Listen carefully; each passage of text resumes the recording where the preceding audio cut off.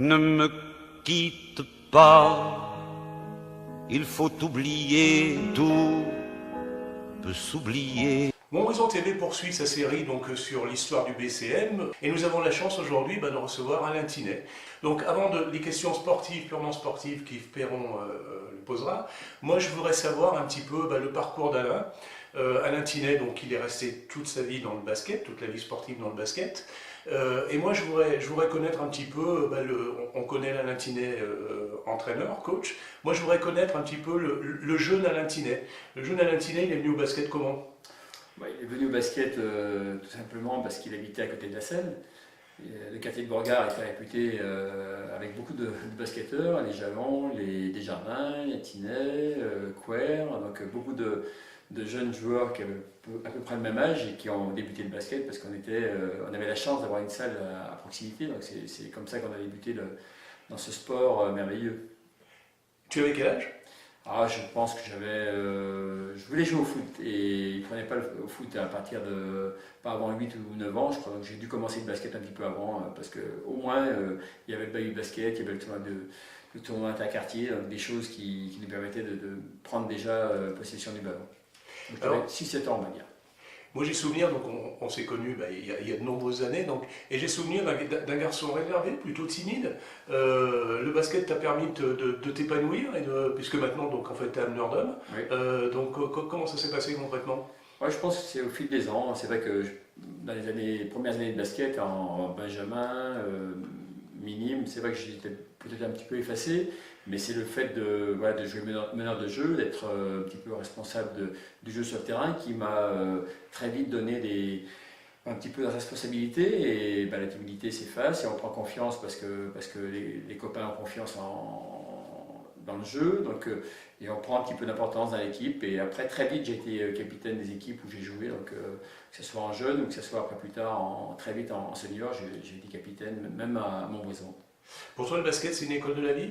Oui, je pense que c'est ce que j'essaie d'éduquer aussi les jeunes joueurs que j'ai en formation, c'est à la fois le terrain et en dehors du terrain. Je pense que c'est important d'avoir un respect, d'avoir confiance les uns dans les autres et surtout un grand respect aussi bien entre nous qu'avec les gens qui nous aident. Alors on va passer maintenant à la partie purement sportive, donc je vais laisser la parole à Yves.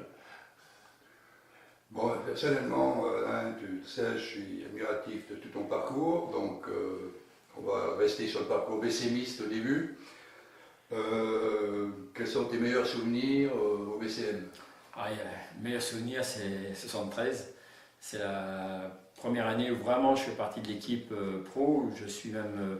non, je ne suis pas capitaine, puisque c'était Robert Trapeau qui était capitaine, mais c'est la montée, le titre de champion de France, alors à l'époque c'était National 3 qui doit correspondre, je pense maintenant à peu près à la National 1-2, quoi. Donc on avait l'impression d'avoir gagné la Coupe du Monde, quoi. C'était fantastique, on a fait la fête pendant un mois, invité à gauche, à droite, par la mairie, par les sponsors, et c'est un souvenir pour moi merveilleux, quoi. C'est vraiment, c'est ce qui m'a même obligé à rester derrière les années suivantes. J'avais été contacté par Saint-Étienne, j'avais été contacté par Vichy également, mais le fait de ce titre et cette reconnaissance des gens, de les voir heureux, c'était une grande satisfaction.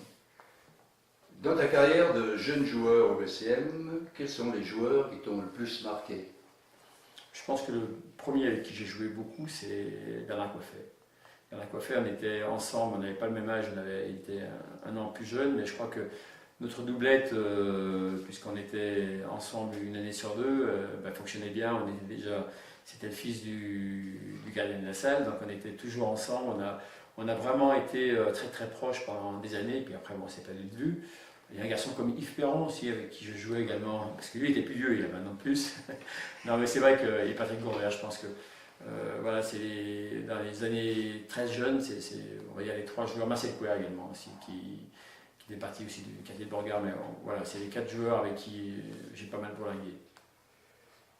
Tes meilleurs souvenirs, tu as dit 73, tes regrets, tes déceptions, un mauvais souvenir Non, je pense que il n'y a pas de mauvais souvenir. Il y a un autre bon souvenir, c'est 78, c'est l'année où j'ai connu ma femme au tournoi de Pâques, ça c'était important.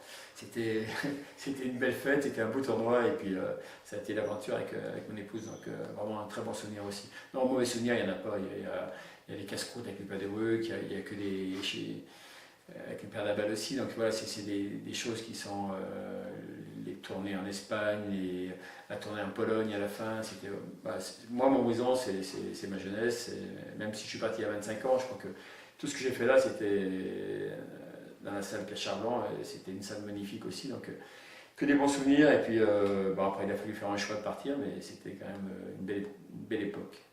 Une anecdote, ce qui t'a le plus marqué, ou une de celles qui t'ont le plus marqué? J'ai pas pensé à ça, c'est une bonne question. Qu'est-ce que j'ai pu... Si, très jeune, c'est que je me suis retrouvé, je me rappelle, je devais être Benjamin, j'ai perdu mon bas de survêtement, où je l'ai oublié, et 15 jours après, on m'a piqué mon pantalon, c'était à feur, donc je suis rentré chez moi en short, et là, ma mère a pas été très très contente, mais c'était un Benjamin, je crois, un truc comme ça, mais ça m'a marqué. Après, j'ai essayé toujours de bien faire attention à mes affaires. J'ai oublié aussi mes baskets le jour de la finale. La première finale de la Loire que j'ai joué avec BCM, je devais être Benjamin, et du coup j'ai pas pu jouer, j'ai pas mis le basket. C'est plus des oublis que des péripéties. Alors là on va passer à ta chanson préférée. C'est une chanson de Jacques Brel, Ne me quitte pas. Voilà. Une belle chanson. Ouais. Alors maintenant je vais arriver à la chanson du BCM. Est-ce que tu as 2-3 notes ou 2-3 paroles? Je m'en souviens plus, il faudra que tu m'aides là. Non, je vois pas du tout. Quand le BCM. Ouais, c'était ça. C'est là? Non. Bon, alors on passe à l'autre. C'était ça. Une chanson de Beuvery de 3e mi-temps. Ah oui. Bon, ils n'avançaient guère, ils reculaient tous. Ceux qui. Je sais pas, j'ai pas dit ça. Celui qui manquera l'embarcation n'aura pas de vin dans son bidon. Et attention, la jambe gauche, la jambe droite, etc. Là, je me vois autour de la table, dans les 3e mi-temps. On en a vu pas mal là-dessus, c'est vrai. Comment peux-tu expliquer, maintenant, on va un peu déborder, ta longévité dans le basket? Dans ce monde? Un monde un petit peu difficile, parce qu'il y a quand même pas mal de requins, il y a pas mal de gens il n'y a pas beaucoup de place non plus. Donc, je sais pas, je pense que c'est peut-être l'honnêteté dans le travail. C'est pas vouloir d'abord, toujours rester humble, de proposer des choses qui soient cohérentes. Et comme je disais tout à l'heure, quand on parlait des jeunes joueurs, c'est d'être là aussi en tant que... Je suis un accompagnateur, on éduque les jeunes, on éduque les joueurs même plus âgés, et on essaie d'avoir une même approche du basket, donc c'est ça qui fait que j'arrive avec les différentes générations à rester au contact. J'ai toujours eu un côté affectif dans ma façon de coacher, dans ma façon de vivre, donc je pense que c'est ce qui a fait que aussi bien les dirigeants que les joueurs ont reconnu ça en moi. Alors, les amis ont pris prise sur toi, toujours aussi dynamique, une grosse motivation, toujours en pleine une pêche énorme, tout cela reste intact. Le mot retraite, ça évoque quoi pour toi?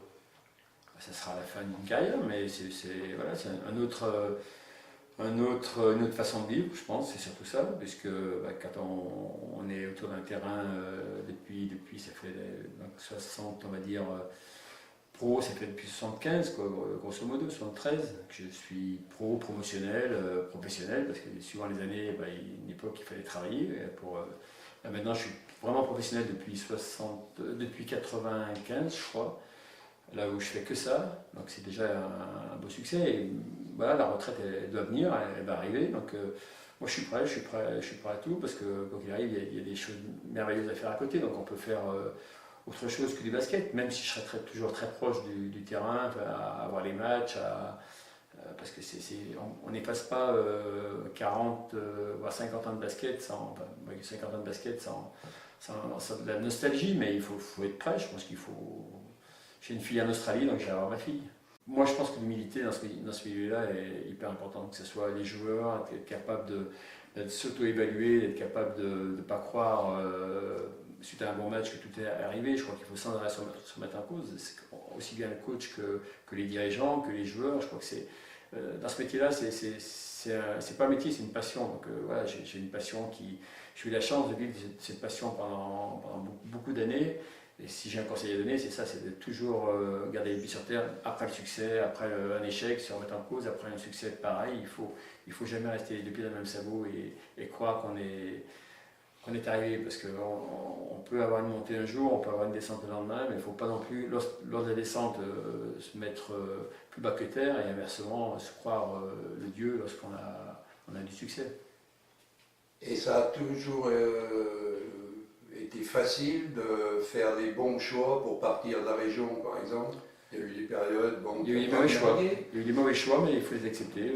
Voilà, je me rappelle d'être à Bourg-en-Bresse dans les années 2000 où on était super bien, le club était monté en Pro A, j'avais fait une saison avec eux.